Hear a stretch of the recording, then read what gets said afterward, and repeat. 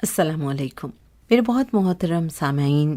نماز ادا کرتے ہوئے ہمارا انداز کیا ہونا چاہیے، اس حوالے سے سوال پوچھا گیا جناب سید سرفراز احمد شاہ صاحب سے کہ کیا نماز کی ادائیگی میں آداب اور عاجزی کو ملحوظ خاطر رکھا جائے گا یا جنون اور دیوانگی کو.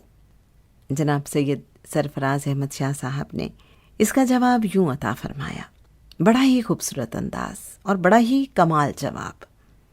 اللہ کے ساتھ کسی پروٹوکول کی ضرورت نہیں. وہاں تو جتنی دیوانگی اور جنون سے آپ حاضر ہوں گے اتنا ہی پسندیدہ ہے.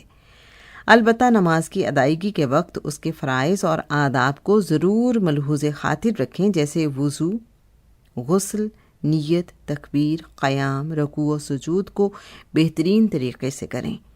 اسی طرح آداب میں یہ بھی ہے کہ سر کو ڈھانپ لیں، حاضری کے مکمل احساس کے ساتھ رب تعالیٰ کے سامنے عاجزی سے کھڑے ہوں. میرا تو یہ یقین ہے کہ اللہ کی محبت کا جنون جتنا زیادہ ہو جائے اور اس جنون میں جب اسے پکارا جائے تو یہ عمل شرف قبولیت پاتا ہے.